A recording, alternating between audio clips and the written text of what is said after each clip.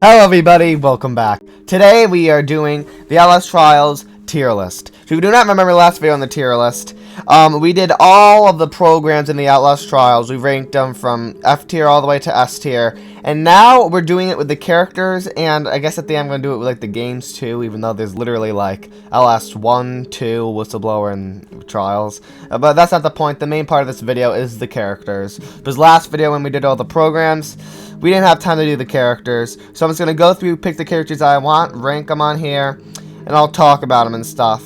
But yeah, so it took me a little bit to, get this second part going, but here it is. I finally got to, actually recording it. The first part maybe came out like a month ago. Toxic Shock's already out and stuff. But, yeah.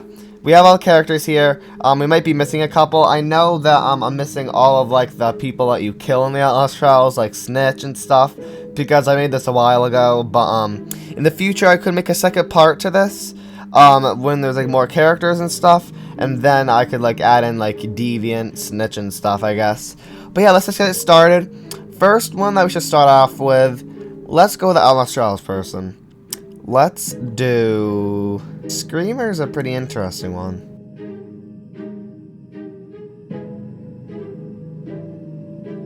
I don't know how I feel about Screamer. Screamer can be like a really big pain in the butt because he used to be differently than he is now.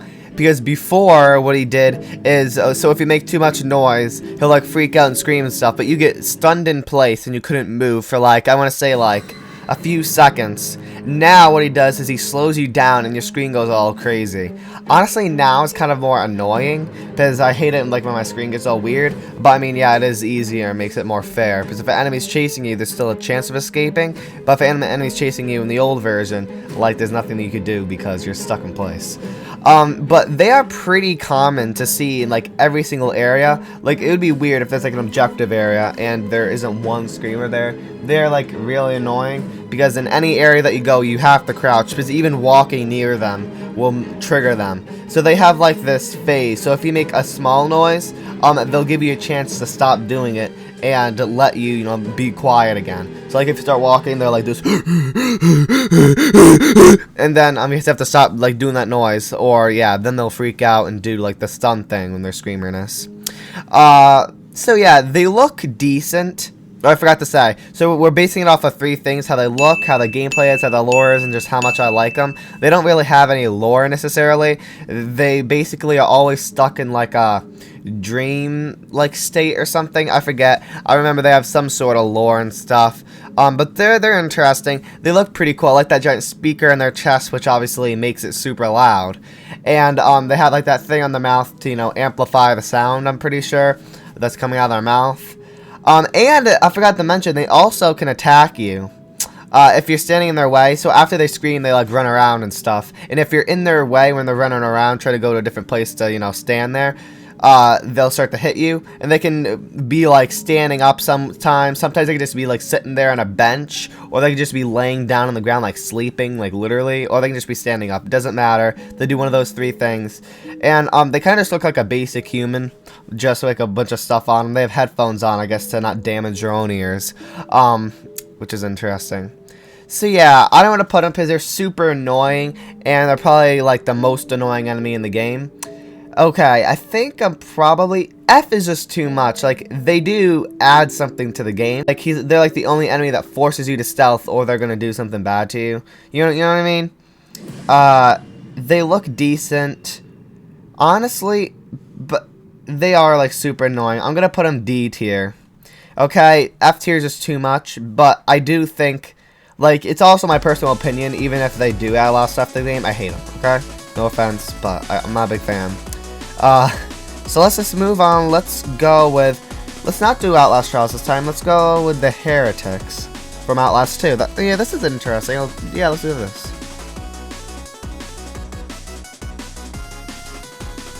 Okay, here is the Heretics. They are pretty interesting. So basically, they finally like come into like the game, and like are chasing you, hunting you down. Once you get to the end of the game, towards the mine area, they are pretty intense and they're pretty creepy. So yeah, they're a little sus, like Sussman. If you do not know who Sussman is, he's the giant naked guy from Outlast Trials. I call him Sussman because they don't really have a name, which I hope they name them at some point. It would be cool to know their names. But yeah, the heretics are all like, you know, fully naked, and so yeah, they look weird. They have like this like white stuff all over them. I guess it's like really dried mud or something. I don't really know. And they have like these weird masks they have in their head. It's probably like made out of clay, and they stuck sticks in it. I always call them the stickhead people because there's a bunch of sticks, you know, sticking out of their head. But I'm assuming it's just like a clay mask or something that they have and they wear on their face. Because you can't really see their face at all, really. Like, it just kind of looks like a blank like face. So I guess that's why you can never like actually see their eyes or anything. And they make like the most demonic, creepy noises I've ever heard. They're pretty intense, and they always come in groups. There's this one part in the mines that is like extremely difficult that I always have trouble on. Not in like the, you know, like when you're in the caves, I mean. You know, I guess that is the mines too. Whatever. So yeah, you're in like the caves or mines or whatever. And there's like a bunch of these guys. You have to get past them and stuff. But so once you get past like this first guy, you run down. But then one guy goes in front of you, and then he blocks you, and then you have to go all the way back, loop them all around. It's a pain. It really is. And by the way, the gameplay that you're seeing, I played Outlast 2 like 3 years ago when I was way younger, so that's why it looks like I'm like 1 year old. But yeah, but that's besides the point. I've always liked them just because they're pretty creepy. I prefer them more than the villager people, just because they look more interesting and creepy. You know, they're just like totally crazy. They like don't even like speak at all. They just like mumble and just like really just like that's literally like the only noises they make. So that's what makes them cool. They don't have any real like gameplay change. A lot of the Outlast enemies from that's not in Trials like don't have really any gameplay change. They all just kind of chase you, except for like, you know, ones that have long range, which is like, you know, Brian and Nick and whatever. But I think I'm gonna put him B. I'll change some stuff after if I need to. A seems too much for them. C, I'm gonna stick with B, I think. Next up, let's go with let's get the variants over with from Outlast 1. So it's gonna go like how much I like each one of them based off how they look, I guess. I don't know. So we have this guy. He's just one of the variants in Outlast 1. There's just a bunch of random enemies that, you know, hunt you down in Outlast 1 that don't have names. And this guy is just one of the models of them. Like, he has no name. He probably appears throughout the game, not as the same character, just probably the same model. But, yeah, this specific model I'm basing it off of because I can't recall off the top of my head. I mean, I probably can recall off the top of my head. I played Outlast 1, like, over 10 times probably. Don't judge me. But yeah, I could probably name like where at least a couple of their models are in the game. But this guy's model specifically is alright. I'm pretty sure I remember him being some guy in a wheelchair that just sits there in the prison area. He's decent. Based off of all of these guys down here, I prefer him over some other ones. Yeah, now that I look at it, he is pretty decent. I like the variants because, you know, they're kind of iconic a lot. I'm gonna put him in A tier. Okay, I do have some memories of him.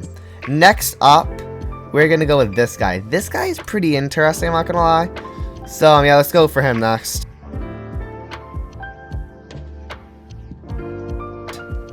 This guy's weird. He doesn't really appear in the game that much. I just remember he's the guy who plays the piano, and then he goes up to the door, looks at you. He's also the guy looking out the window. I don't know if he's ever a guy that attacks you. I don't really recall him ever attacking you in Outlast or Whistleblower, but I specifically remember him at the piano and looking out the window in Outlast 1. I don't really know where to put him. He's alright. His face looks really weird. Like, I don't know what's up with his mouth. Like, what the heck is going on here? I'm gonna go C tier. I think that's a good spot for him. Like I said, I might change up some things, okay? None of this is definite. Let's just move away from the variants. I don't want to go through them all right now. Let's go with Marta, I guess. Yeah, let's go Marta.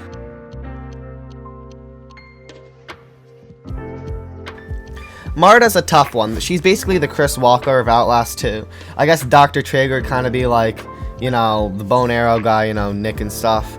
And I guess Wall Rider would be, you know, Loudermilk. I don't know how exactly you be saying his name, but yeah, Marta's basically the Chris Walker of the game. She appears in like the first half of the game, like very consistently, and in the second half, she's like not even in it, and then like she appears at the end and dies.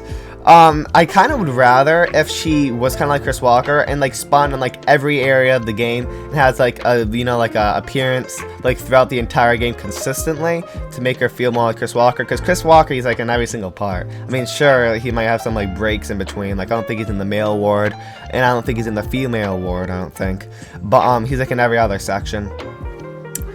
She is pretty creepy, especially when she like screams at you like that. I like her like pickaxe and stuff. I had some good memories with her. She just doesn't live up to Chris Walker, I don't think.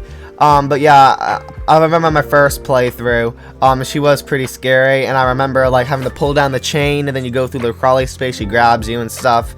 She's pretty tough. Because I played through Outlast 1 and 2, not on insane mode, but I played on nightmare mode, I believe. And she is so hard, especially on that one part when there's like that gate, and then you have to push like that weird wheelbarrow thing over to the gate, but then she chases you and you have to go back and forth and pushing it, and you have to jump over. That part is so tough on nightmare mode, and it's so scary. She's very tall, and I don't know.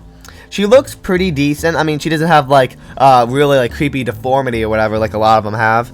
But she's like really tall. She has her pickaxe and stuff, and you can barely even see her face. She just kind of looks like a hooded person that comes at you with a giant like skinny tall hooded person that comes at you with a pickaxe, because it's kind of hard to see her face sometimes. So that is creepy and stuff. She is pretty scary, and her voice is also scary too. I don't really know a lot of lore about her. I don't think she has that much lore, if I am correct. Because off the top of my head, all I can really think of is, I'm pretty sure she was a kid when Noth was like with her and stuff. I'm pretty sure like she was with Noth her whole life. I'm pretty sure. Like I think that's the only thing they really say about her. I don't recall much else, and she's, you know, kind of important. She's like kind of like the killer of like the whole like group in Outlast 2, I'm pretty sure. Like, you know, she like does all the killing and stuff. Like she went to the guy's house that helped us and killed him and stuff. I don't know, she's interesting. She's kind of trying to be Chris Walker, and I don't think she does it quite as well. But she's gonna go A tier, not quite S, I don't think. There's a couple people in here that I might not be able to recall off the top of my head are very irrelevant to the lore. I mean, they're relevant, but are irrelevant to, like, I don't know, like, everyone's basic understanding of the games. Maybe, I don't know, like, the average person that plays Outlast knows who every character on this list is, so, I mean, I might not know either. I probably will, but I don't know if I'll know them as much as I should. I'm trying to rank them. Let's move on to a protagonist. Let's go with... No, let's just go with another Outlast trial. So it's going to go with the people that stand there. Yes, I'm including them on this list separately. So yes, technically these guys are grunts, but I kind of consider them to be their own thing. Because grunts, you know, chase after you and try to kill you. But it seems like these are kind of like a different, like, classification of a grunt, I guess. Because they kind of just stand there. If you go near them, they smack you. Sometimes they're annoying. Sometimes I'm just playing and I'm just going through, I'm not paying attention. Kind of like the Psychosis Mines. Whenever I'm playing, I just, like, completely block out the noise of the Psychosis Mines and the visuals of them. I just walk right through them all the time, and I get so mad. But I literally just walk into them. Like, I had a clear warning, and I just go through them. Kind of like these guys. I see them there. I just closely walk past them. And, I mean, yeah, they're kind of annoying. I mean, they don't... I'm pretty sure they say a couple cool things. I think they talk about a couple interesting things, if I remember correctly. But, other than that, just kind of stand there. I think some of them, specifically one in the courthouse, if you make them mad, they're going to hunt you down and start beating you up and stuff. They're pretty funny. Honestly, I think I'm going to put them in the same tier as Screamers. I think maybe a little better, but obviously I'll sort these out after, like, you know, who goes in front of who and stuff. Let's move on. Let's go. Let's go imposters. They're pretty interesting. If you're playing solo, I don't play solo that much, but I'm pretty sure they spawn when you're playing solo. they are pretty useless because the whole point of them is kind of like, you know, oh, are they really your teammate? Sometimes when I play multiplayer, which I play multiplayer most of the time because I play with my brother and stuff, most of the time I can probably tell if they're an imposter or not. There has been some times where I don't actually know if they're an imposter or not because like I'm not paying attention and I'm actually like, you know, staying near them and not caring, and then they end up stabbing me. But I think most of the time I can pick them out pretty easily, and I either just, they slowly walk towards you, I either just avoid them to stay away, or I just throw a bottle of brick at them, boom, they run away. And if they get you, they do quite a lot of damage, I'm not gonna lie. But they take out the knife and then lunge at you, or the piece of glass, or whatever the heck they have. So, I mean, they're pretty easy. Like, I don't get caught by them a lot of the time, but they can be a little bit annoying sometimes, but not very annoying at all. Because, like I said, single player is a little because yeah, they mimic your teammates, wear the same clothing, but the noises that they make and their name tags, like, I played the game a while and it's just kind of obvious to me. But like I said, sometimes you can catch me off guard, but most of the time, kind of not. And obviously their visuals are just, you know, your teammates. So, yeah, pretty interesting. And their lore is interesting. Their lore doesn't make sense. So, I'm pretty sure it says in the files, or like the documents of the game, that it says that they spawn to the trials naked, and they take the, you know, clothing off the corpses of the regents, and use them to like disguise as people. This doesn't really make sense because you can clearly see them walk out of the elevators in clothing, unless they get out of the elevators, put on the clothing, go back in before the trial even starts or during the trial. Obviously, I don't think it happens in game, but lore-wise, it just doesn't make sense to me.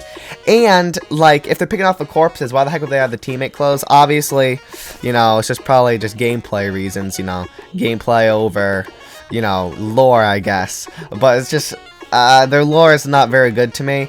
And it says they wear latex masks and stuff to, you know, make their faces not mutated or whatever, which is interesting. I don't know how I feel about that. I'm honestly gonna put them with the screamers and stuff, because I think screamers are more interesting. They're just kind of like, but at least they're not as annoying. So I don't know who I'm gonna put above who.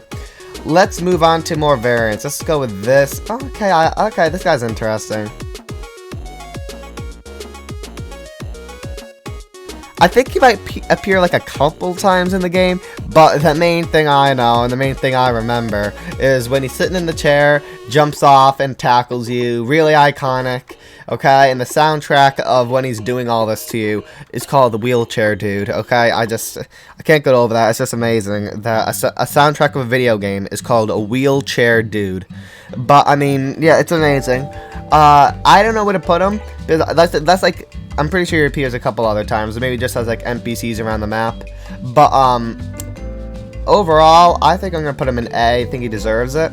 Let's move on to this guy. Okay.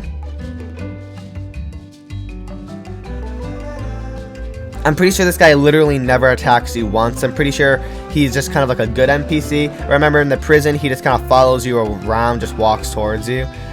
Just like, just literally does nothing. And I'm pretty sure in Whistleblower, he's also in like the, you know, first part of the game with like Frank and stuff. And he just kind of stands there and follows you. He just kind of just a character that just is tied up and follows you around. It doesn't hurt you at all, I'm pretty sure.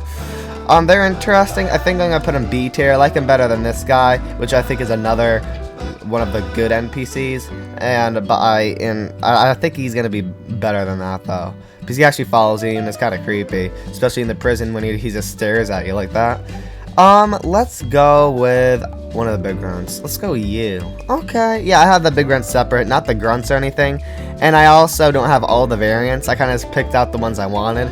So yeah, it's a little random, a little not like, you know, I don't know, it's like I'm not very consistent. Like sometimes I get really in depth of like the variants of all the characters. Sometimes it's like, you know, throw one in there. But I like to do more of the interesting ones because the variants, each one of them can be iconic. The grunts, like the normal grunts, really aren't the most iconic. The big grunts are because there's only 4 and they're pretty distinct. So this big grunt, They're the one that was just recently revealed. They're out now, but I call it the newest one, even though it came out in the same update as the third one, which was in the courthouse update. But they were revealed after the third one, so I just consider them to be the newest. They're like, when I first saw them on like the Steam post, their model and stuff, I was kind of sickened very badly.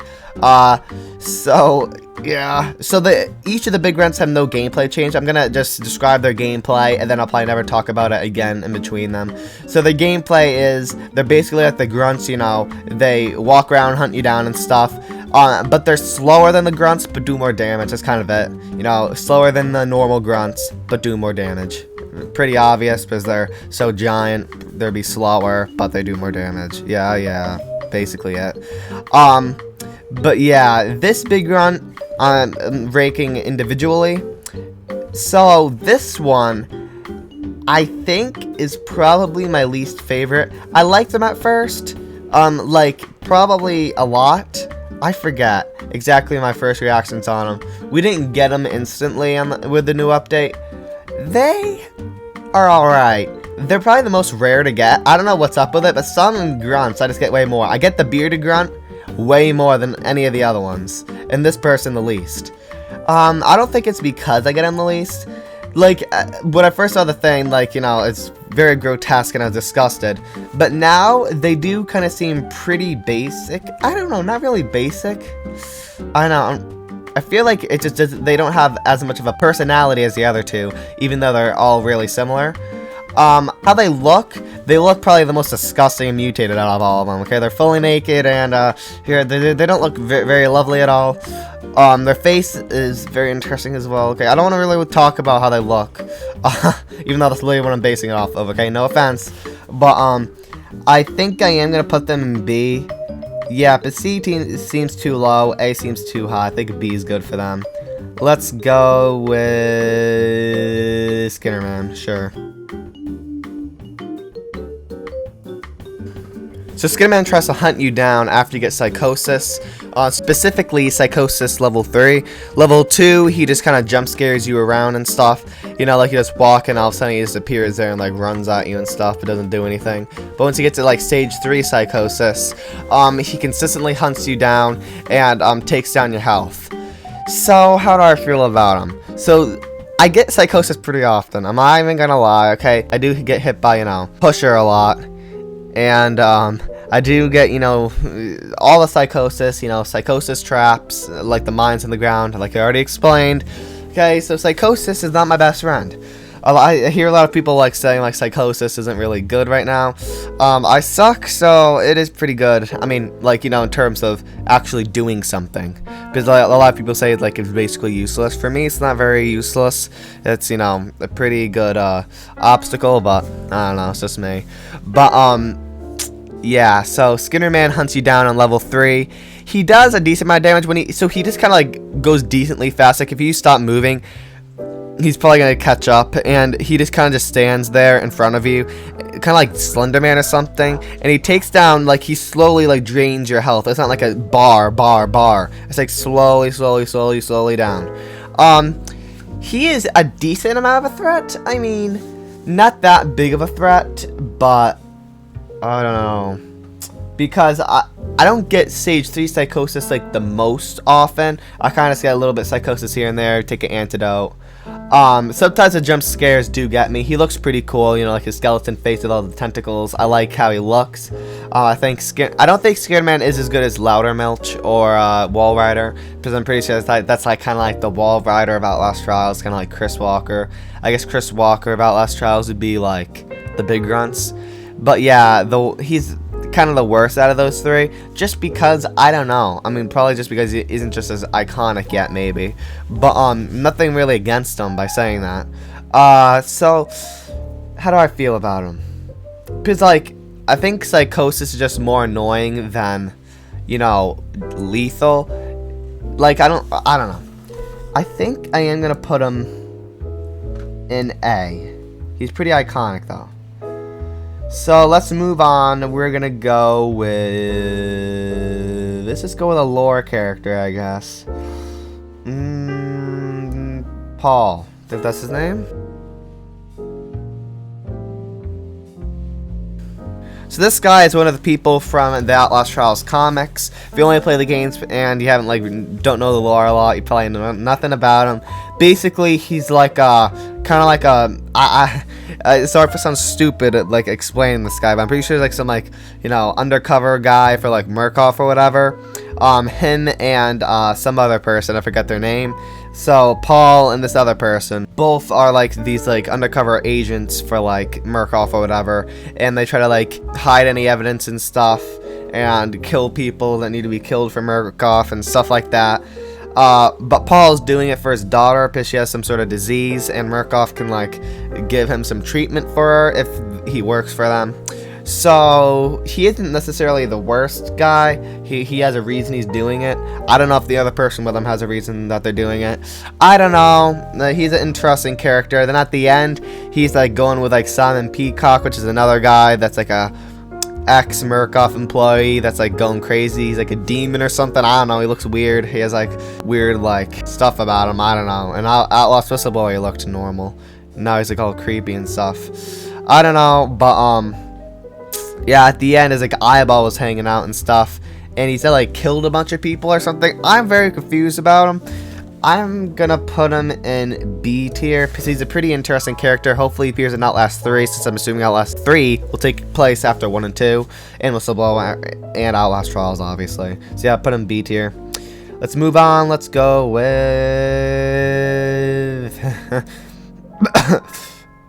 this guy.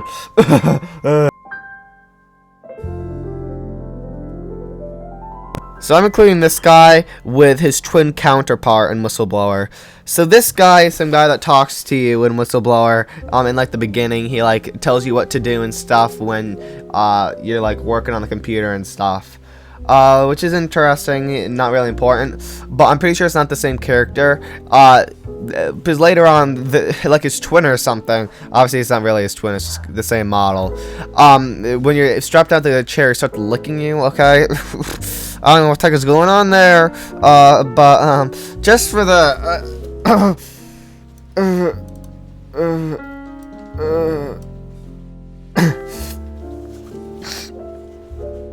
what?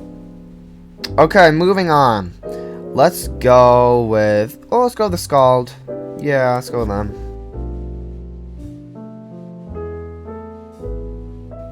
The Scald, definitely different gameplay compared to the Heretics and the Villagers. So kind of like three groups of like the, variants in this game. They are probably the most interesting. So they like are like all sick and like look all nasty. There's like welts all over them and stuff. This is gross. One of them can grab you and puke on you and stuff. So there's different like kind of types of them. Some will just kind of stand there and kind of like puke and stuff and like smack you and all that, or they just kind of stand there and don't do anything. Some of them will try to hunt you down just like normal. Not a lot of them actually run fast. They kind of slowly hunt you down through like this foresty village type area. But then there's these ones that crawl on the ground, and they are so fast and annoying and hard to see in some of these tall grass type areas. And they're really big pain in the butt. They like crawl on the ground, they're like creepy and they're fast. Especially that one that chases you down the hill is really fast. So yeah, they're definitely different gameplay than compared to all the other ones, but I feel like they're probably the most annoying too. I am honestly, oh yeah, wait, I forgot to talk about, how they look. Gross. Okay, they vary. It seems like the ones that crawl don't even have hands. Like, I'm very confused. And lore wise, they're just sick, I'm pretty sure. That's kind of it. And Noth sent them to a different place because he don't want them getting everyone else sick. So yeah, the Scald. Where should they go? I'm gonna go B tier just because of like the unique gameplay. I think they deserve to go on the same level as Heretics. Should I really keep this guy here? I'm gonna do it. I'm gonna do it. Okay, let's move on. Yeah, let's go with Coil. Why not? Coil is one of the two current prime assets in the Outlast Trials. A third one is coming out in this next map, and we definitely don't know who he is. From leaks, we don't.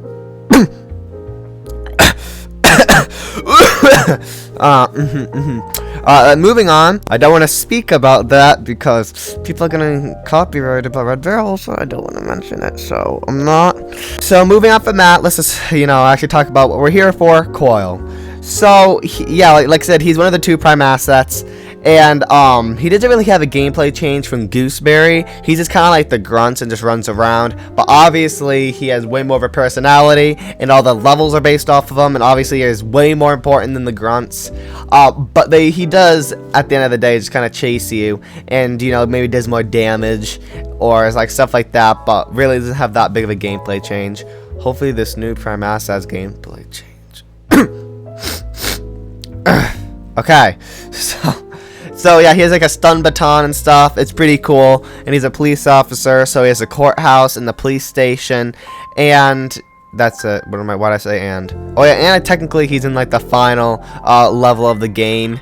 If you get lucky and get him, because there's a 50-50% chance of it being Gooseberry or Coil. I don't know. I mean, you're gonna have to find out who I like better in terms of Gooseberry or Coil. He is funny though. He has some really funny lines. Yeah, he has some interesting ones in there. I really like him. I mean, he's a killer, so I don't know about that. But, yeah, he does have some funny lines. I like how he looks. Half of his face is burned and stuff. He's just, like, he is probably on the level in terms of, like, with, like, Chris Walker and stuff. He's iconic. He's just one of those enemies, like, the enemies that, you'll remember and are, like, the most iconic, probably because he's a prime asset. But yeah, I like his like whole electricity theme and stuff, and he's just cool all around. I mean, it's pretty obvious he's gonna go in S tier here. Okay, moving on, let's go with the next big run. Let's go with Bearded Man. Fine, let's do it.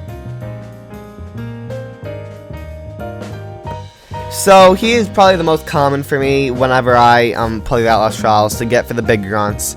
So like I said, same gameplay, so I'm not going to talk about that. I'm just going to talk about how he looks specifically. So surprisingly, he isn't naked. Yes! But he has a beard and has like really long hair, which is weird for like a lot of these Outlast Trials people. Because the hair isn't really like, I don't know, it seems like not a lot of people have long hair in the Outlast Trials. A lot of them are bald. Probably just because of like the experience they're doing on him. I don't know. But he seemed to keep his hair. He has some overalls on and stuff. He has some wires going up him. He is pretty basic, but it also makes him unique that he has clothes on. So, I mean, yeah, but like I said, like the only reason I want to put him lower is just because it seems like I get him so frequently. He's probably like the most iconic though, except for Sussman, okay? Sussman is more iconic. I'm going to put him in S tier, okay? I mean, he is just, he's the guy. I know a lot of people call him Danny or whatever, so I just like to call him Beard Man. I mean, it's just what I like to do. Let's go with Miles Upshur, sure.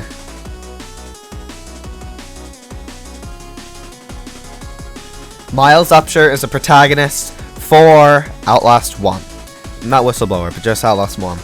I mean, he's the most iconic. I mean, Miles Upshur is like... okay, like, he's like probably one of the most memorable characters in Outlast. Like, his entire, like... I don't know, he's just memorable. Well, like, he doesn't even speak. But, in some, like, the no save rights, he's pretty funny. Like, like Traeger juice and stuff, even though he's making, jokes when all this is happening. He literally sat in the elevator with dead Dr. Traeger and wrote Traeger juice on a piece of paper. I mean, maybe he is going a little crazy after being in that asylum, but I'm pretty sure in his lore and stuff, he was been trying to take down Murkoff and, like, was, like, making, like, articles and stuff about Murkoff doing something about some, like, water or something, I forget. But, it doesn't seem like he's a bad guy or anything. Then at the end, sadly, he gets taken by Wild Rider, and then he turns into him. He becomes his host. He goes killing all the people in the asylum. He helps Waylon escape. And then he kind of just does his own thing in the Murkoff comics or whatever. We kind of don't know what really happens to him, I'm pretty sure. So I guess we'll have to find out in the future. I mean, let's just go S tier. I mean, it's pretty obvious. S tier goes. I put everyone in the stand when I'm talking to him, by the way. Let's move on to these guys. Let's get some of the ones I could probably quickly talk about over with. These guys are some of the enemies in Outlast 2. They're kind of like these really small, like, appears like maybe like once or twice in the game type of enemies. They don't really fall into the categories of any of the other people. I mean, I guess kind of like the villagers, I guess. They're kind of like their helpers or whatever. They're like executioners, I like to call them. But, like, they rarely ever are in the game. I'm pretty sure they chase you like once on nightmare mode. I'm pretty sure they never chase you once on normal mode. I'm pretty sure in the old game, because they like took away a bunch of chase scenes to make it easier and stuff, they used to chase you in some parts. But basically now, I don't think they really ever chase you. Sometimes they're in the middle of a chase, and if you run into them, they'll kill you and stuff. And they're in the chapel when like Notha's talking and stuff, and if you get out of the, you know, the locker thingy, they'll kill you and stuff. But they look pretty cool, but I mean, they're very irrelevant to the game. They're like kind of like I don't know, just kind of forgettable. I'm just gonna put them in D. Yeah, I'll put them in C tier. I'm gonna be nice. Let's move on to Lynn. Yeah, sure. So this person's kind of like the second protagonist of Outlast 2, but you never play as them. In the beginning, they're going on to like investigate, you know, like the forest and stuff in Outlast 2, and because like some person like died, and that's why, you know, they went there and stuff.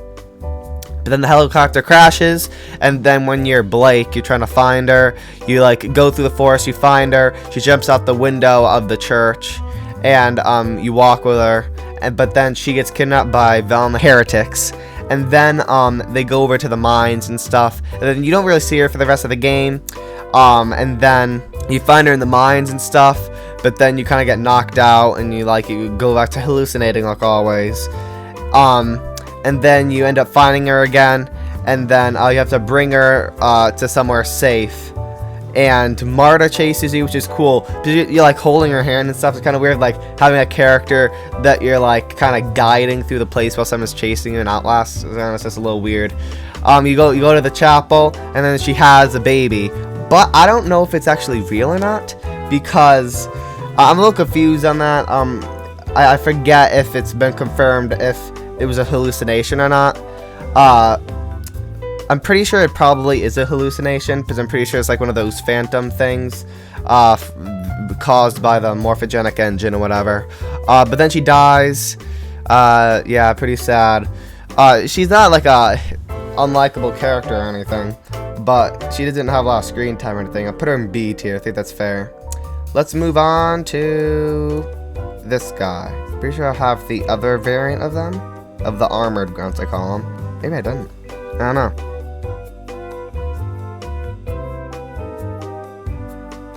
So these I call the armored grunts or the claw grunts. They don't really no one really calls them different things than from the grunts, because in the documents and stuff, they're I'm pretty sure just in with the grunts, but I'm really pretty sure they do different damage than the normal grunts.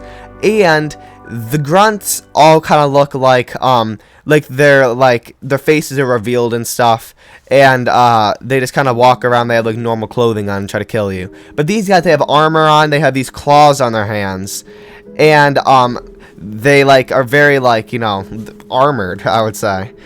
So they really feel different. I don't know if they literally just look different, but why the heck would they look so different from the other grunts? So I consider them different. I don't care what you say. I don't care what the game says. I call them different, okay? I do like them better than normal grunts because they just look more unique. They look pretty cool, especially the guy that has a wire sticking out of the mouth and stuff. I really like him. And the claws are cool. They can be annoying. I don't know. They feel more common than the grunts, really. I mean, if you're considering them different.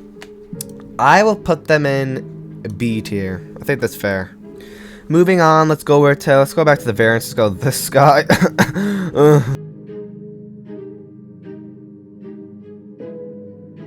Probably the worst variant. I mean, probably because he looks so human. He just looks like a normal bald guy that chases you. I just remember he's in the female ward, I'm pretty sure, and he tries to hunt you down and stuff. I mean, he's just another variant, but probably one of the more non-memorable ones. I'm gonna put him in... I'll put him in C tier. I guess he's on the same level as that person. Let's move on to this variant. Okay, this one's more interesting. This one probably is one of the more memorable variants, like the puffy, like, you know, blister on the head and like on the side of the face. They're pretty interesting. I recall them being more of just a standstill type of NPC and doesn't really attack you. But yeah, they look pretty cool. Yeah, I think they're one of the more memorable ones. I think I'm gonna put them in A tier. I think that's fair to put them with them.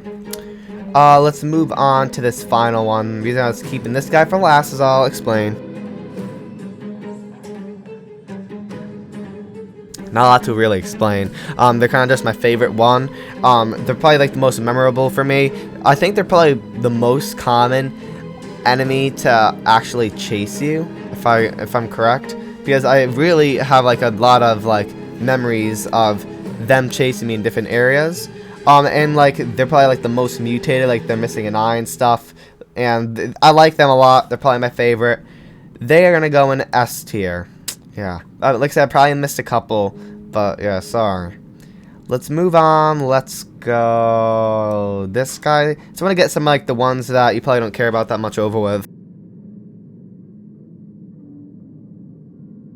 So this guy is just in the chapel. He's like strapped down and is like getting tortured and stuff. He's missing his eyes, and he's just like strapped down to like this wheel or whatever.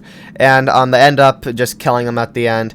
He's just kind of protecting our wife from them, I'm pretty sure, because like the heretics kidnapped our wife from the villagers, which are both bad. But you know, I guess he's I'm a little confused, but yeah, he's just kind of forgettable. I'm just gonna put him in D tier because I'm not gonna put him in F because he's not really like bad or anything.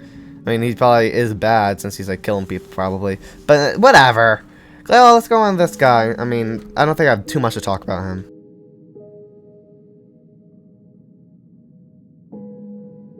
This guy's like one of the only good villager people, so he helps us, brings us into his house and lets us hide under his flooring. But then Marta ends up killing him. But he is the father of the person that died, and that's why we came here. So he does have some pretty like good relevance of the game. His name's Ethan, I'm pretty sure, and he's pretty decent. I mean, he's a good guy. You know, he's like the only nice person to us. Let's just go A tier. I mean, cool, I guess. Let's go Eastern. Okay. Okay, out of like the bad guys from Outlast 1, 2, and Outlast Trials, of like the kind of like bad guys that are like Noth, which doesn't really attack you, just kind of like controls everything. Same with like Vernick from Outlast 1 and stuff, and he's technically in Trials, so I'm just saying he's like more relevant to Outlast 1. I think Easterman's probably the best because he really is. He just feels way more iconic and is just way more like present in the game. He always talks to you before the trials and stuff. His like, voice is always in your head and stuff. I just think overall he's probably the best. We don't actually know what he looks like. I mean, except for like, you know, him sitting at the table and all of, like those like cutscene thingies and stuff. But he has a pretty iconic voice. Okay. Obviously he's like, lore wise, I'm pretty sure he's just like a normal person until like Murkoff picked him up and turned him to like a scientist type guy. He's interesting all around. I'm gonna put him in S tier. Okay, Eastman's iconic by now. Let's move on to this big grunt. Yeah, why not?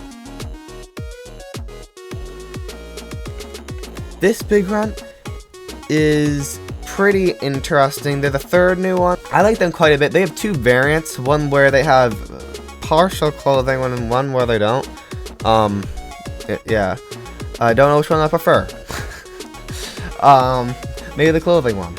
Especially for editing. Especially for editing. You cannot tell how long I spend editing because Outlast Trials wants to have nakedness, okay? So, yeah, I like their, like, puffy hair and stuff, and, like, their face all, like, you know, bandaged up and stuff. Like I said, they're like the third newest one. I think they're gonna go in S tier. I think they're probably up here. I like them. Let's move on to Waylon. Yeah.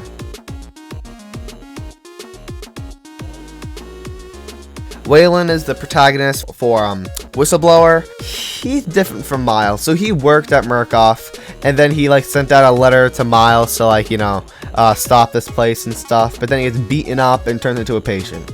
So not really a bad guy at all. I mean, I don't know about it at all. He kind of already joined it, but I don't know if he knew that. I don't know how long after he knew what was going on he actually did that, but well, that's besides the point. Obviously, don't know what he looks like. Doesn't even have a voice. His letters are less funny and more like sad because he like talks about like his family and stuff. So it's not really as like funny as Miles or anything. But yeah, at the end he escapes and he sends out all the footage and stuff that he got. So yeah, that's pretty good. He's kind of the one who, you know, actually like got out and did the good thing, even though Miles, you know, died technically. So it's not necessarily, you know, Miles didn't do anything. But, I'm gonna put him in S tier. I mean, I think he's on the same level as Miles. This guy, I have no clue who he is. I can't recall. Let's go with this guy. I mean, now let's talk about. He's oddly iconic, but I mean, not a lot to really say about him. Yeah, I guess you can call him iconic just because. Like up on the pole and he like talks about like, you know, all the patients like killing everybody and stuff. He's iconic, but like kind of does nothing. I'm gonna put him in B tier just because he is pretty iconic and doesn't do anything wrong. Let's go with the pilot. I really counted this guy.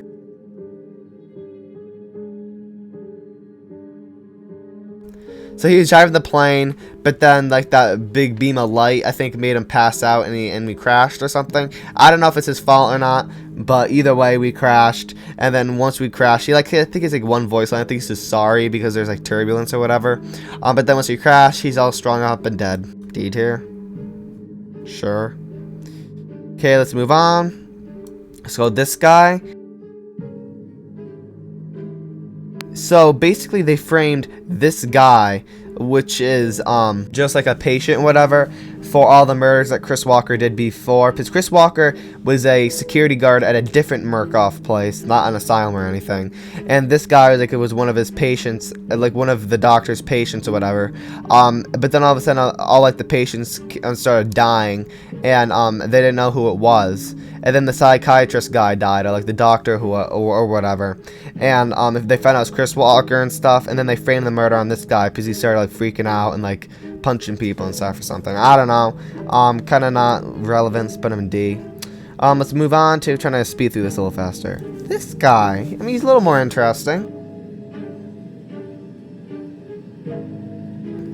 This kind of thing has a name, but on the wiki they call him Pyromaniac.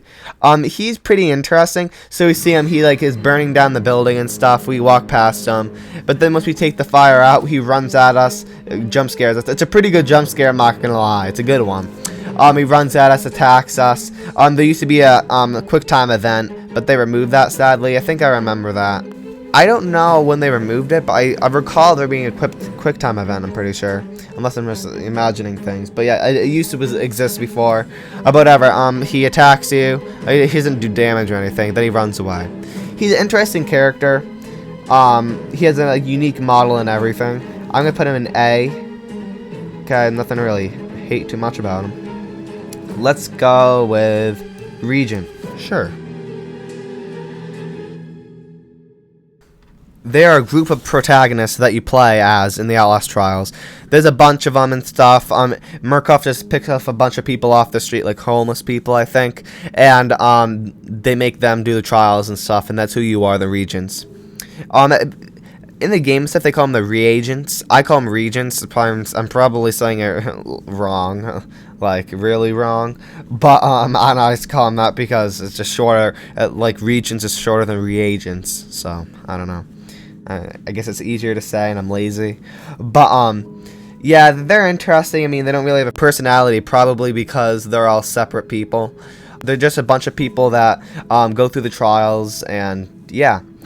I will put them in A tier. I can't put them in... I mean, fine, I'll put them in S, because technically they are me. Okay? Technically. Because they're all separate, I guess. I mean, it doesn't really make sense, but whatever. Okay, moving on. Let's move on to Noth, I guess. Let's get him over with. So Noth is actually pretty interesting, because speaking of reagents, he used to be a reagent. So, yeah, so he's like one of the reagents that escaped like the trials and stuff by completing all of his stuff, I'm pretty sure. He went out into the world to see what he was going to, and like Murkoff wants to see what he was going to do and stuff. He was just kind of like doing things, I don't know.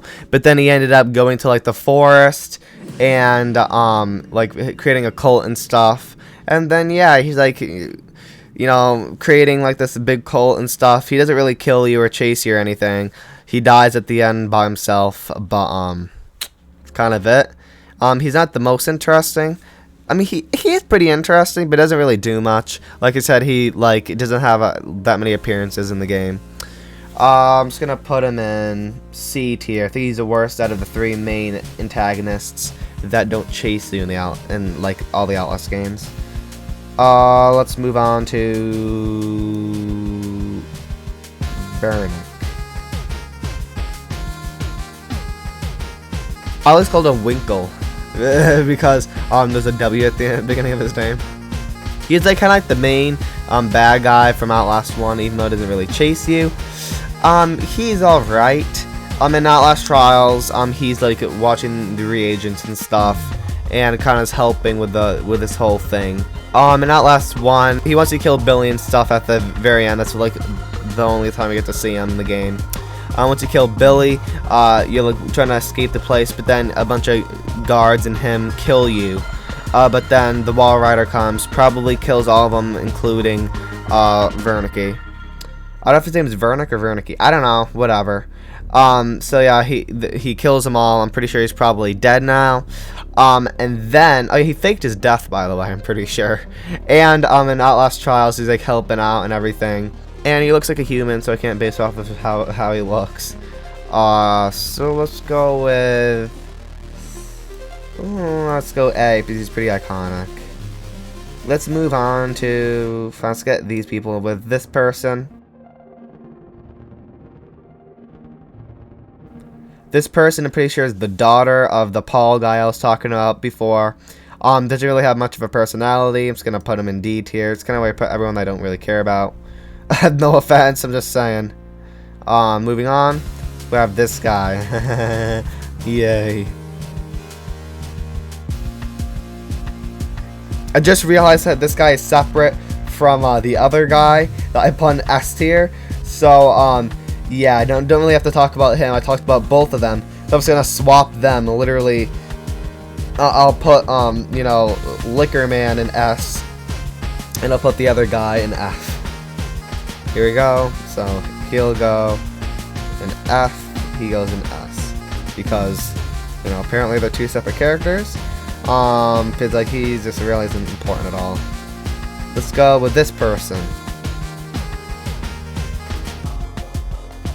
This person is the person that Blake and Lynn were looking for, and that's why they went to like the entire like cult forest area. Well, they weren't looking for, and that's why they came. They're investigating and stuff.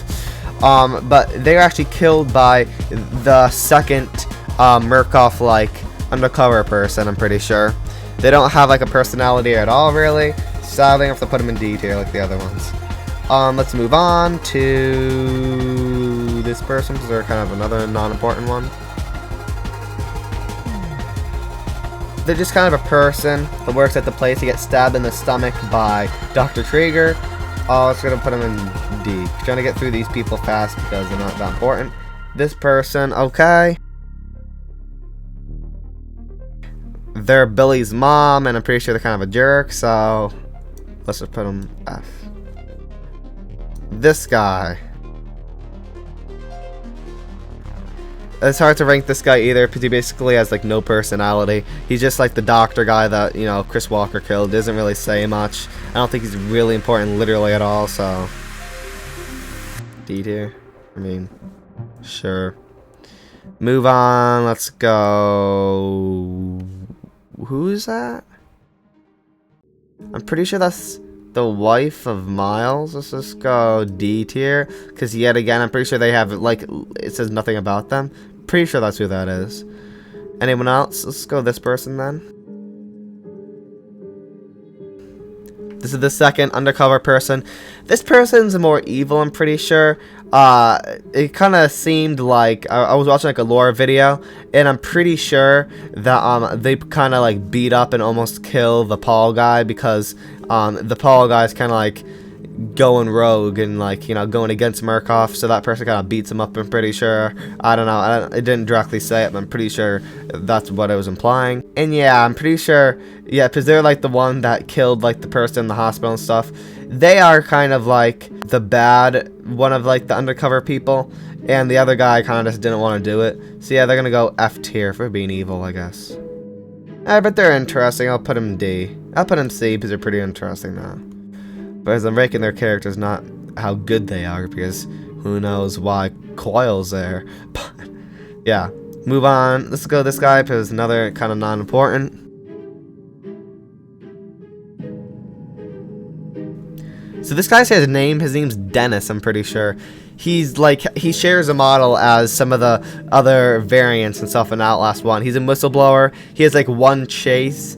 But, like, he really just feels like another variant. If he didn't have a name, it would make more sense than if he had a name, I would say. I mean, it's going to put him in with the other ones. I'm pretty sure he shares a model of this guy, so let's just put them together. I guess over, since he actually has a name, I guess. I don't know. Let's move on to this.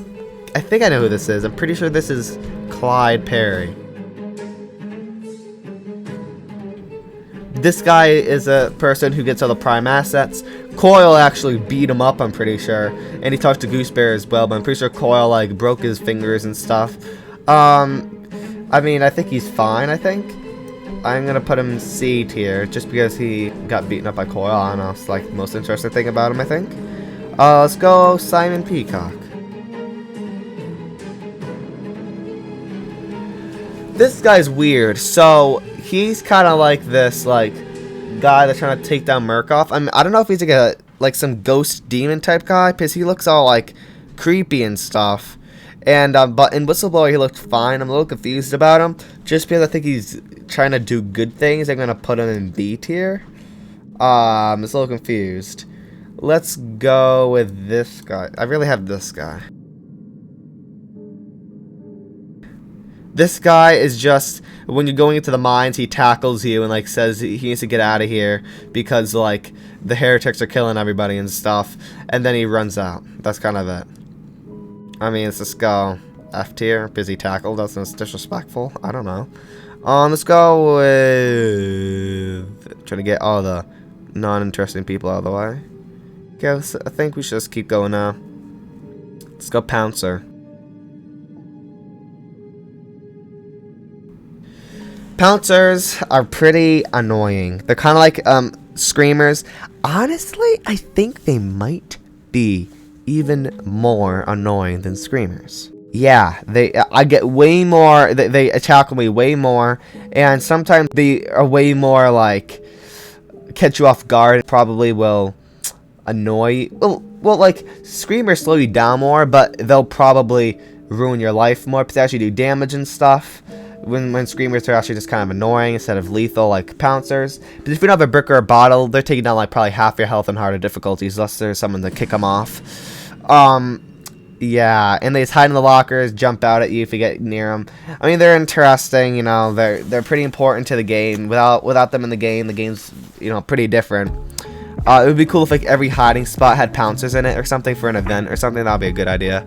But I think I'm just gonna, well, for one, how they look, they're just a naked person that jumps out of a locker at you. I wonder if they're gonna add new skins to them or whatever, because I think they should do that to have more of a variety of like who kills you and stuff. Let's go with, I am gonna put them with Screamer. I think they're pretty similar, and not in terms of gameplay, just in terms of how annoying they are and stuff. Let's move on to this guy. I actually like this guy kind of. This guy's kind of like the Dennis guy in Outlast 2. This guy, I'm pretty sure his name is Corrigan, is similar to Dennis. He's kind of like the Outlast 2 Dennis, because he's kind of just like a villager guy. He does have a different model, though. He doesn't share the same model, I don't think. He's kind of like a villager guy that has a name, but isn't really that important. He does have a couple appearances throughout. It's like he has like a cutscene, but not like a cutscene that actually like gives him like a personality or like his name or whatever. He just kind of like beats you up and stuff, pushes you down the stairs, chases you. He has a couple of chases. He's pretty cool. I mean, like I said, he like has like no personality. I'm just gonna throw him in. Let's go B tier. I'll go A tier. I actually like it for some reason. I don't know why. Let's move on. Let's go Billy. Oh, sorry, this video's taking forever. For some reason, I take forever in these tier list videos.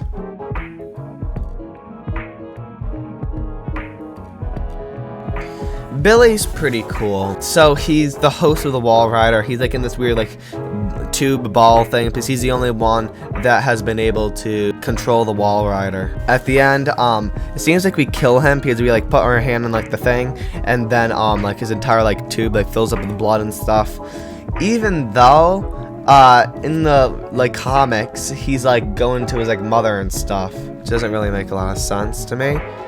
So maybe he didn't die, he's still part of the Wall Rider, even though I think Wall Rider was Miles, but I guess Wall Rider can like split up into multiple people maybe. I don't fully know, but yeah, it doesn't have much of a personality. I'm pretty sure his mother just put him there for money or something, because he wasn't like crazy or anything. So I mean, he's pretty iconic. Let's put him B. B for Billy, I'm doing it. Let's go Blake.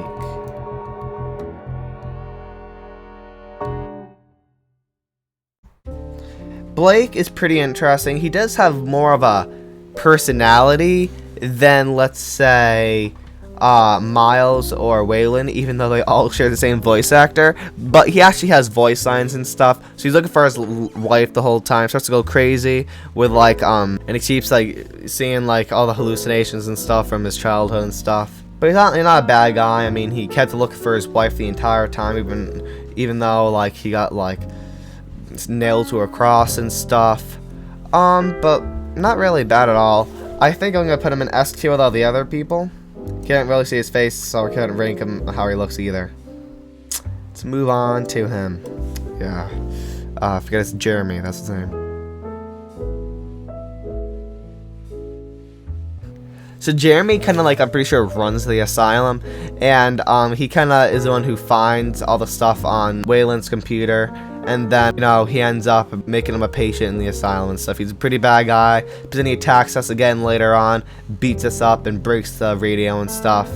But then at the end, he attacks us, stabs us and stuff. Then Wall Rider, you know, Miles Upshur Wall Rider kills him, explodes him and stuff. He's a pretty bad guy.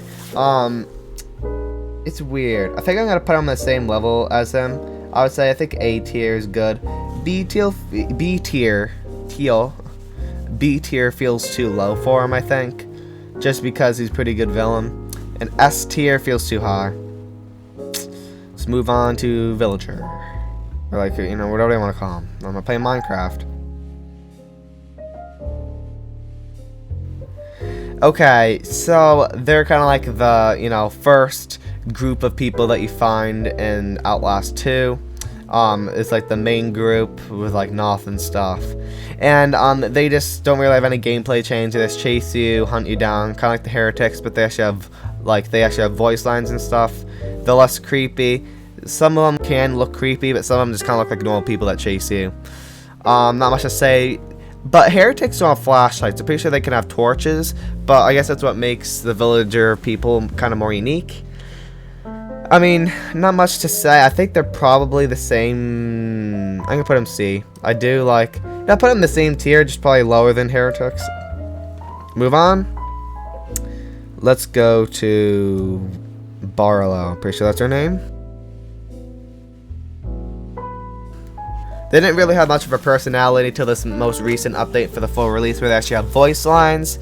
But they had voice lines before, but actual, like, when they talk to you and stuff, you can, like, click a button and then they get, like, lore and stuff. They're pretty interesting, but they kind of, like, are with Murkoff, So because they're always like, you know, oh, Easterman is like, you know, so amazing and stuff, and going through the trials to like do all this stuff and all that. Like, they're kind of like with Murkoff. They give us our prescriptions and stuff. Doesn't really hurt us, but doesn't really think they're bad until they start getting like these headaches and stuff, or like they feel sick or something, and then they start questioning things. But then they get like some medicine or something, and then they kind of change their mind. So they're pretty like, you know, consistently, you know, with Murkoff. But that makes him interesting. I think I'm gonna put him in. Let's go. I will put him B. Let's move on to. Let's do it. Let's do Dr. Traeger. Let's go. Oh, voice crack.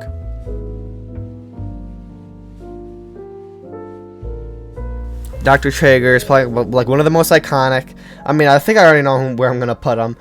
So, one thing I don't like, he has such a short screen time. I'm not gonna lie. So yeah, Dr. Traeger is like super iconic. He looks super cool. His butt cheeks are hanging out. Not the point. He has like the giant scissors, cuts off your fingers, and like he's just creepy.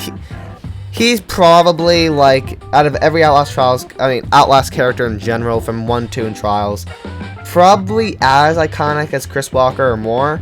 I mean, like, he's really iconic. I mean, it feels like I'm rushing past him if I don't speak more about him. I like him a lot. He goes S tier. I think he's scarier than Chris Walker, even though Chris Walker's like a buffer and stuff, you know, but whatever. Let's move on to Eddie Glutska. Yeah, let's do that.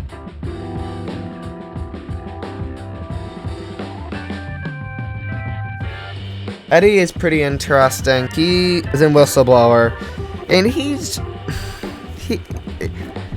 tries to cut things that shouldn't be cut. That's all I'm gonna say. So he's pretty sick, and I mean, at least he kind of has like this sick thing that he does. He's scary, and like one of the most cool and the scary things about him is whenever he's like chasing you in some parts, he always like speaks and like sings and stuff. Well, not like really sing, but like he like says like these weird like poems or whatever while he like hunts you down. Like there's like this one part when you're like walking through and you hear him saying all that, like this poem and stuff, and then he ends up chasing you and stuff. It's just cool. He's definitely gonna go on S tier. He looks pretty cool too. Not as mutated as I would have liked. Half of his face is kind of all like mutilated, kind of like Coil. So yeah, I like him a lot. Obviously, he's super iconic.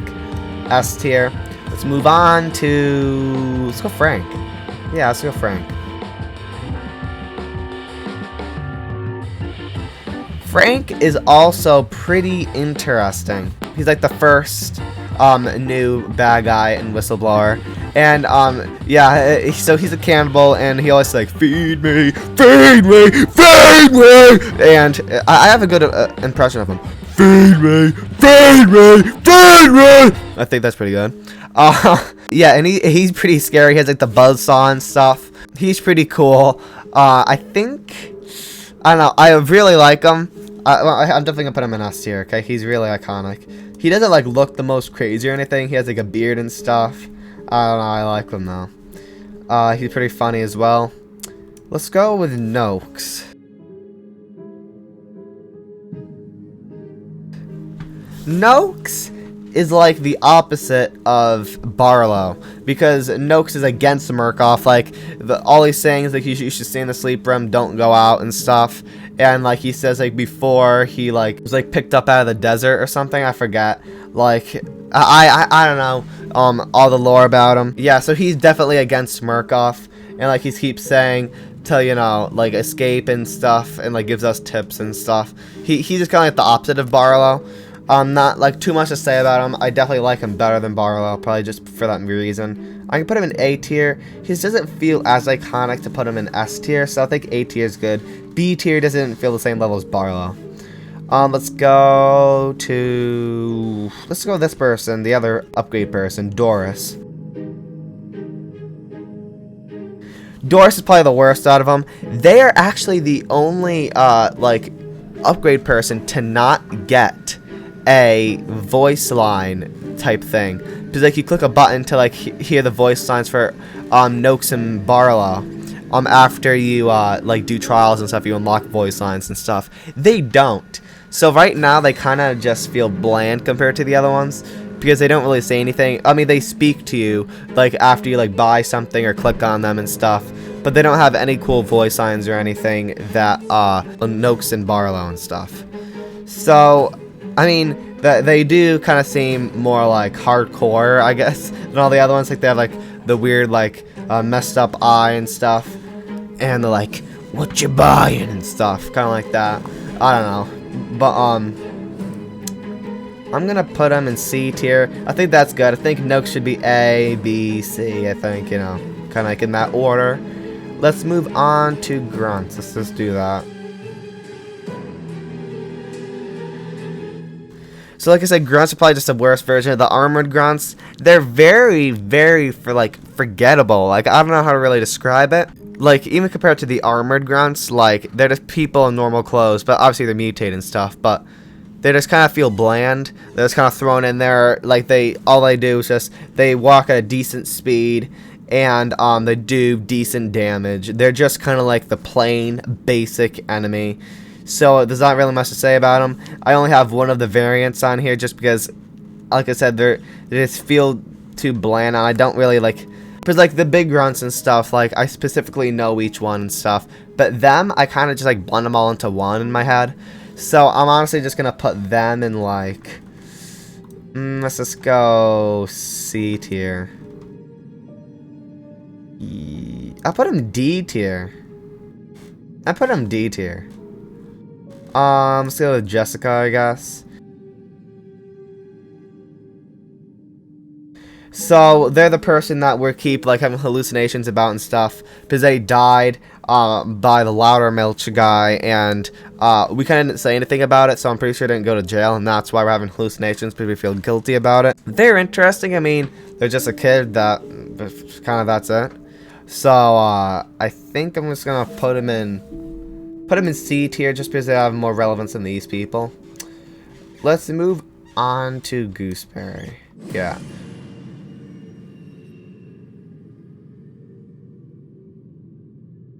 So Gooseberry is the second prime asset that is available. It's kind of hard to tell if I like Gooseberry or Coil better. They're pretty close, honestly. Gooseberry is like more interesting, I guess, than Coil. Because like Gooseberry like has like kind of like Five Nights at Freddy's type thing, like with like Futterman and stuff. I'm including Futterman with Gooseberry. But I don't know. I think Coil's more funny though. Obviously they look cool and unique.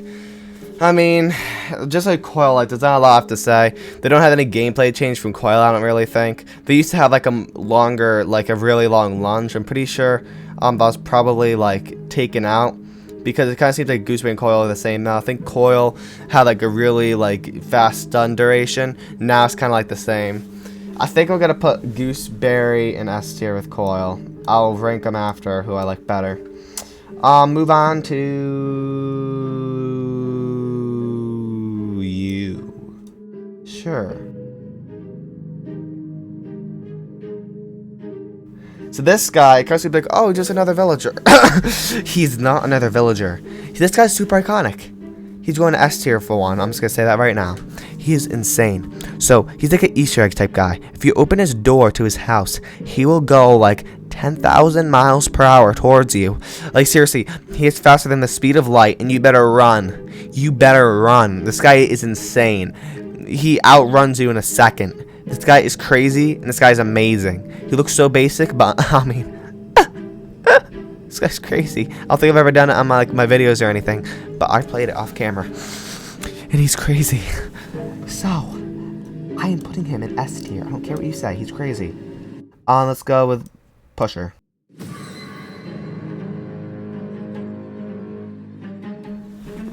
Pusher is probably like the main way you would probably get psychosis. Yeah, and he's pretty common to get. I feel like there should be more people that come out of the elevators randomly, because right now if you hear the elevator, it's like it's Pusher, or it's not as commonly imposters. It's just most of the time it feels like it's always Pusher, except for like in the beginning of sections, like some of the enemies that come out of elevators, but like when you're actually trying to do an objective whenever you're here, it's most likely Pusher. He looks cool. I like his gas mask. He's pretty iconic when he sprays it in your face. He's also funny. I like all of his voice lines and stuff. But he can be decently annoying. I am gonna put him in S tier though. I think I should.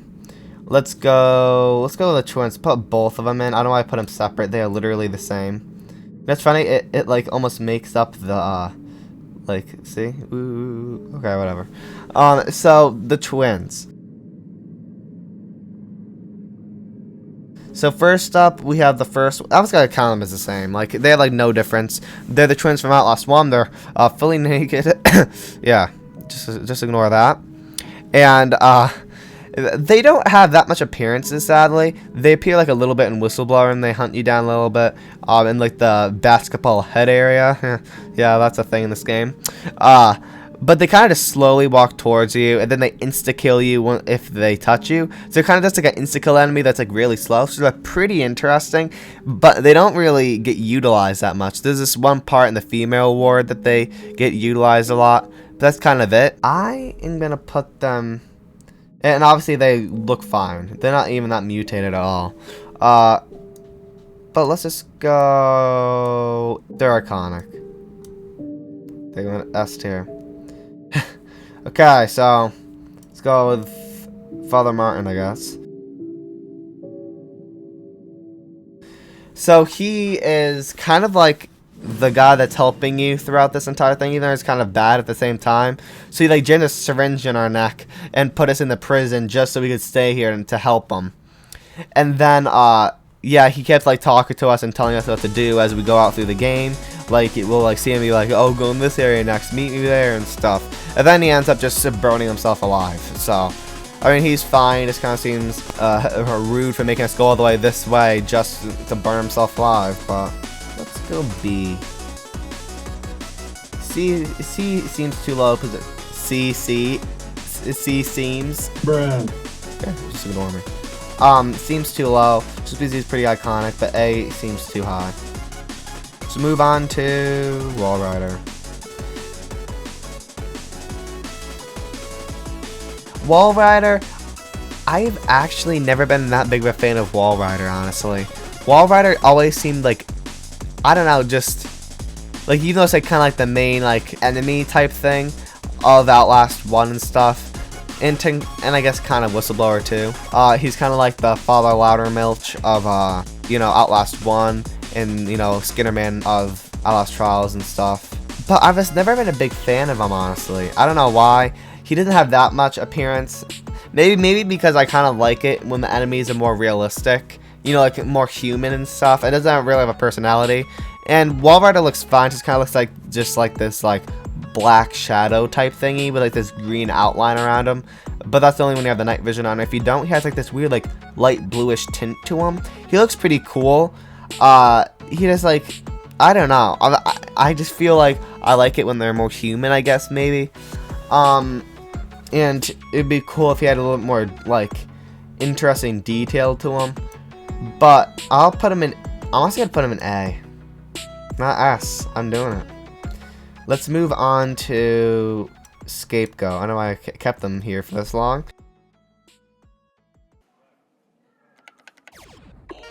So he's an objective enemy for the Outlast Trials courthouse level, which is pretty cool. So basically, you have like these microwave twigglers.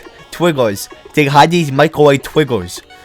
Yeah, there's like these microwave triggers that you have. When you get near them, you can like hold down the button, and then the meter will go up, and when it goes full, one of the like light bulbs on the head will blow up, and once all of them are gone, his head will explode. and then so you basically want to stealth around him, so he'll just be standing like, and then once you pop one of like the bulbs, he'll like run at you, start beating you up, and like it start beating the crap out of you. You have to quickly get out of there, and then he'll hide in the elevator, and he'll pop out somewhere else.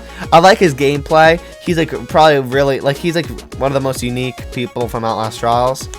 But he's just an objective enemy, so he doesn't appear in like all the trials, only just courthouse and one of the MK challenges. But he looks pretty cool too. His entire face with like the bomb in his mouth and all that, and like the light bulb. He looks cool. His body's a little bit basic. He just has some guy in his underwear, but his face is what sticks out. I like him a lot. I'm gonna put him in S tier. Should I? I'll stick him in A. I'll stick him in A. Yeah. Let's go with Nick and I always call him Brian for some reason. I'm pretty sure his name's Laird or something. I don't know why I keep calling him that. I don't know if I'm right or not. But I'm probably gonna count him as separate though. So Nick kind of doesn't really have a personality. He doesn't really talk. He's just kind of like just kind of like his like Laird's like transport, because he just sits on his back the whole time. If you get near him, he'll like choke you and let Laird shoot you with his bow and arrow and stuff. And he'll hit you, and he has like a lantern and stuff. He just kind of walks around slowly. He's not very fast. And if you get near him, like I said, he'll like grab you and choke you and stuff, or he'll hit you or whatever. Just not the I don't know, he like doesn't really have a personality. He looks pretty cool, like all like his like bandaged face and stuff, and he's like really big and like buff and stuff. I like him, and it has like the belt on the forehead. I think I'm gonna put him in B tier. So Laird actually has a personality, has like a voice and stuff, and he has a bow and arrow, which is like a long range enemy, which has never been done before in an Outlast game, which is really cool, even still with the Outlast trials. So he's like really unique, and he looks pretty creepy and stuff. And when you get choked, he like holds up his bow and arrow, shoots you in the face and stuff. He's pretty cool. I'm gonna put him in A tier. I put him in S tier actually. He's pretty cool. Let's move on to, let's go Berserker. I don't know why I kept him here so long too. Okay, Berserker, it can be annoying. So Berserker's super fast. I think probably like the fastest enemy in the Outlast trials, honestly. If you make a noise, so he's blind, and if you make a noise, he'll start bolting towards you, and he is fast, especially for being a big grunt. He is fast, and he does heavy damage. Like seriously, if you make a noise, you better book it, or just like try to like stay down, and hopefully he doesn't know where you are, because he's blind and stuff. He's really unique, but man, he's probably one of the toughest in the game. Because seriously, he does high damage, high speed. The only thing he doesn't have is sight. He looks pretty cool. He like is all big and buff and stuff, and he has like this weird like thing in his eyes that like shields his eyes, because in the lore he starts to scratch out his eyes, and he started scratching his brain from his eye sockets. Bruh. Because they made him blind or whatever, so he starts scratching out his eyes and stuff. He's cool. I like him a lot. But he's also a pain. I think I'm gonna put him in A. But it's just he's just hard. That's the only thing. Let's go Louder Melch. So the human version obviously is horrible, but the monster version is pretty creepy and cool. I think he has the coolest and creepiest design out of the three like demonic type, enemies in the Outlast games, in terms of like Outlast 1, Outlast 2, and Outlast Trials, like with Skinner Man, Wall Rider, and stuff. He's like super creepy, and he like jams like this long tongue down your throat when he kills you and stuff. And like he's all creepy, he has like all these arms around him. He's really cool though. And even though his human version is like awful and stuff, he is a really interesting character, even though he's like really evil. I'm just gonna put him in S tier though, just because he's iconic. Let's go Night Hunter. Night Hunter is amazing. He's like always been like my favorite. Like whenever I say, what's your favorite enemy, I'm like, oh, my boy Night Hunter. So like he has like such funny voice lines and stuff. He's cool. His gameplay is he can see fully in the dark, so you can't hide in the dark from him. But in the light, he'll get blinded. Pretty cool gameplay. It is the biggest gameplay change, but I like him. How he looks he looks pretty decent. His body's a little basic, and his weapon is decent. It's just like a machete. But his head has like all this like electric stuff on top, and his mouth is all creepy, and his entire face is like all mutilated, and he has like the cool night vision goggles and stuff. He's just cool all around. Obviously, I'm gonna put him in S tier. My boy, Night Hunter. You know. Wait, what's this song? You can't hide, you sure can't hide from the man with the X-ray eyes. Yeah, I thought he was gonna have the X-ray like rig on, but guess not. Okay. Oh, we're already down to the final 3. Let's go with Val next. Val is the final like main enemy in Outlast 2. They are pretty interesting. So they're the leader of the heretics, and they don't have a death. One notice weird in the files. There is a animation of their death, but they removed it, and it said it didn't even show them that they died. It's kind of implied it. They're gonna come back in Outlast 3 or not Trials. It wouldn't make sense. But Trials like 50 years. I mean, not even 50. I don't know how long. Whatever. But like, I think they're gonna come back in the future. That's what makes it really interesting. They're like the only person from Outlast 2 that didn't die. I don't know. We didn't see their corpse, I don't think, at all. That's really cool, though. They're interesting. So yeah, another fully naked character, which is, you know, classic Outlast. Yeah, they're pretty interesting. Their face is creepy after they put mud on and stuff. I'm gonna put them in A tier. B tier kind of feels too low. S tier is kind of like, they're not my favorite, so I'm gonna put them in A. Chris Walker, let's go with next. No, let's go with Sussman next. I don't know if I want to save Sussman for last.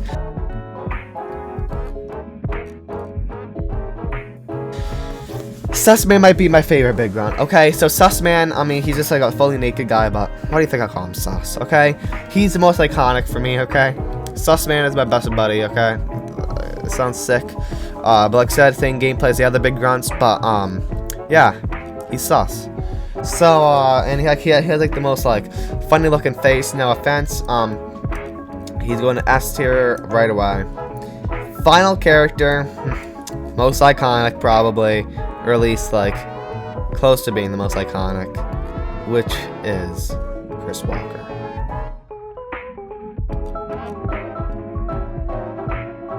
Chris Walker.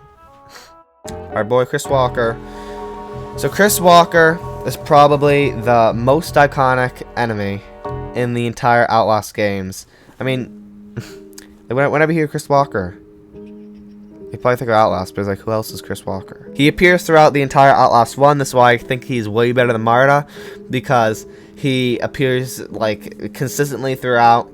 He has like the chains, which is such an iconic noise, which the same chain sound effects I'm pretty sure are used in Outlast Trials. I'm pretty sure they said that, which is so cool. And yeah, his death is pretty interesting. He gets killed by Wall Rider, sadly. And yeah, he always has a little. I'm done. He's just going S tier. Even his face is iconic. Everything about. I'm done. Just S tier. Let's sort. In F tier. This person can go at the bottom just because I don't know who they are. I know who all these people are, so let's just go. This person can go there. No, this person kind of rude. And this guy kind of basic. Okay, so I think I'll go like that. He definitely doesn't go up. He gets stuck in the F tier. Let's just sort this out. Okay, so all these guys are here. The worst out of these people, I guess, is this guy, because I don't know. At least this guy has a couple voice lines. I mean, not voice lines, you know, like text, you know, like dialogue, I guess you would say. This person, I don't even know who they are, so actually they're gonna go at the bottom. Actually, I don't even know who they are, so I don't fully know who they are, so they go at the bottom of F tier, because they're with, I don't know who the heck they are.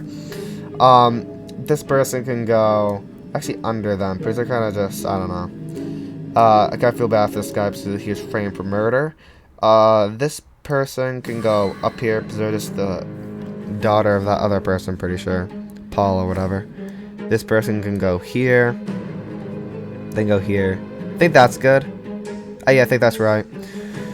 Okay, so the pilot can go here, I would say, because, no, it can go here, because Like, at least these two people are kind of relevant to the lore. These people kind of aren't really. I mean, I guess this person, but whatever. So then we have the grunts. Well, for one, he should go... I guess he's more relevant than the pile, so I'll put him here. Imposter. For one, these guys go at the bottom, I would say. For which one's worse? Honestly, I think screamers are probably worse. Grunts can go above screamers, but under them, I would say. Just because, I don't know. So, this person, should they move down? No. Should they move up? No. Okay, so in C tier, let's go bottom, probably. Bottom. Which one I like better? I guess this guy, because he actually has a name. Let's go... Let's go like that. Should he move up? No. Should he move down? Yes. I don't even think these guys are... These guys get to go like here. Same with Dennis. Okay. B tier.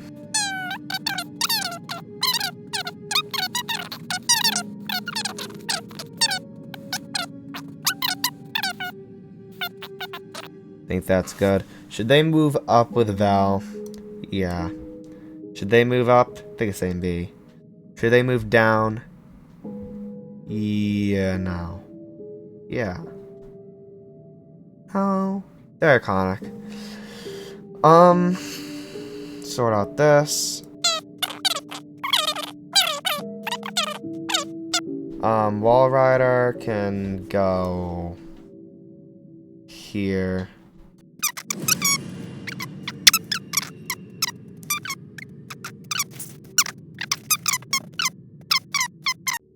Here.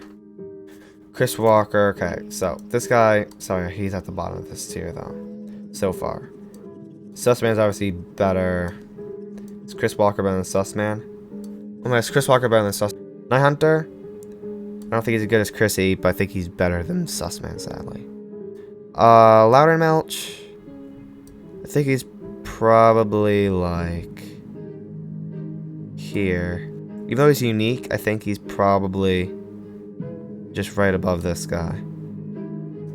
The twins, honestly, they're probably the bottom. I don't care which one I like better. Let's go like that. I don't know. They can go above him. Put him here, even though he's really cool. Let's go with Gooseberry. Is she better than Coil? I mean, Chris Walker. Is Gooseberry better than Chris Walker? No. I don't think she's better than Chris Walker. Better than all of them? No. I like Dr. Traeger better than Chris Walker, I think. Just above Loudermilch still. This big grunt, I think I like Sussman just a little better. I went back and forth who I like better, Sussman or this big grunt. And I think today I'm gonna have to say Sussman isn't as good. I mean, this big grunt isn't as good. Maybe in the future I might switch and say Sussman's worse than this one. Then we have Easterman, which I'm gonna put pretty low probably. This guy, he is definitely probably the bottom. No, he goes above Regents, honestly. And Lickman. I think he's good there. Okay, so we have Miles. I do think he's probably doesn't have much of a personality as Blake. So I'll put him like under Blake, but over Easterman. Then we have Bearded Grunt, which is the worst out of the other two that I have up here. He'll probably go here. Probably. And then we have Coil. Gooseberry or Coil, honestly. Let's see. I think I like Coil, honestly, maybe better than... Even though it seems like Gooseberry is so, like, more, like, cool and unique. I think I do like Coil better than Gooseberry. He's just funnier, I think. So I'm going to have to lean with Coil here. That means Dr. Traeger is the best. I don't actually fully...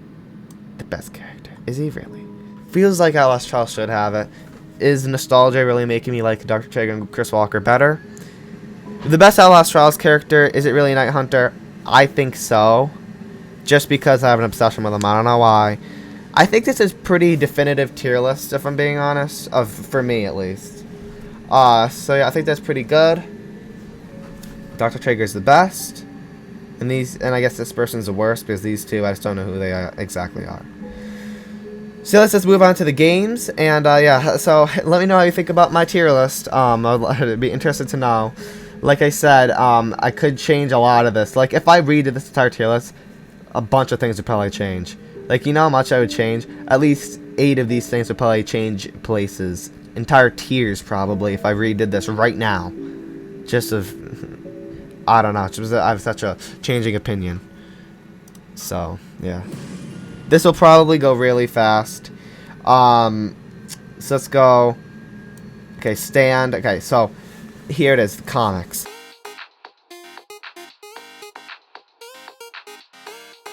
The comics I haven't really fully in-depthly read. I've kind of scrolled through them and watched lore videos. They're pretty decent. I'm gonna put them in B tier. I'm including these comics with the new Outlast Trials comics because Outlast Trials comics are really short and are even way shorter than these. So I'll put it in B. In A. Okay, Whistleblower.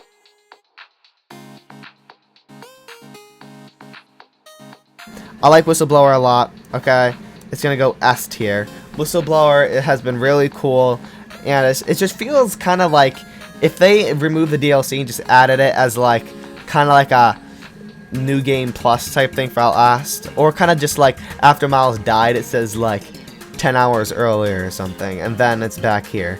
You know what I mean? It just really is on level with Outlast. And then we have Outlast. It's obviously gonna go in S tier as well. Obviously, I'll be sorting these. Outlast 2.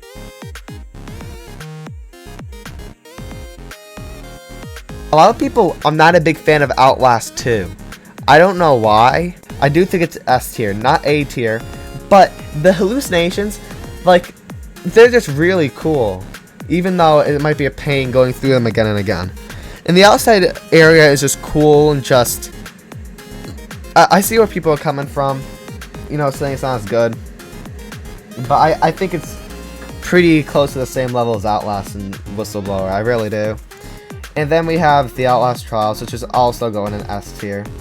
10 of Sort. So it seems weird that I just kind of scroll through these, but these games are so big. It's not like a program or whatever where I can easily probably talk about the entire thing and my opinions on each thing about the programs and then rank them. But these are entire games. I cannot just sit here and talk about how much I like these games, and what reasons and stuff. So I'm just gonna say which one I like better. So I think Whistleblower is the worst out of these, though. I think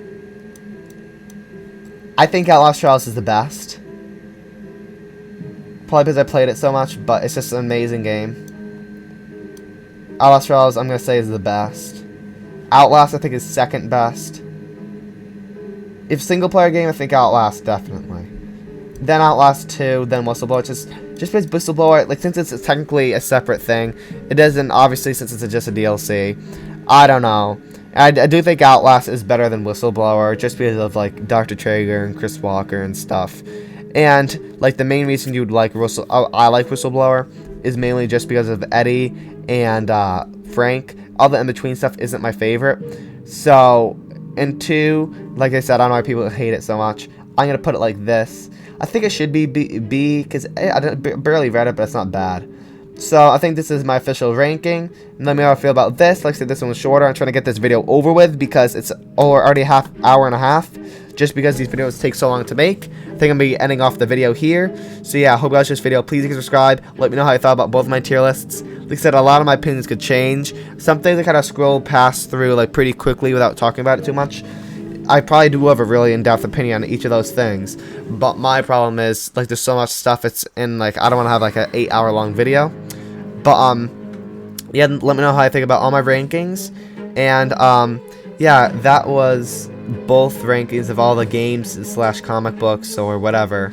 And all the characters. Like I said, my opinion might change drastically in the future, so I might make a second one where when more characters come out, and you know, stuff like that, and probably the programs one for Outlast Trials. So if you guys like this video, please like and subscribe, and yeah, I'll see you guys next time. Bye.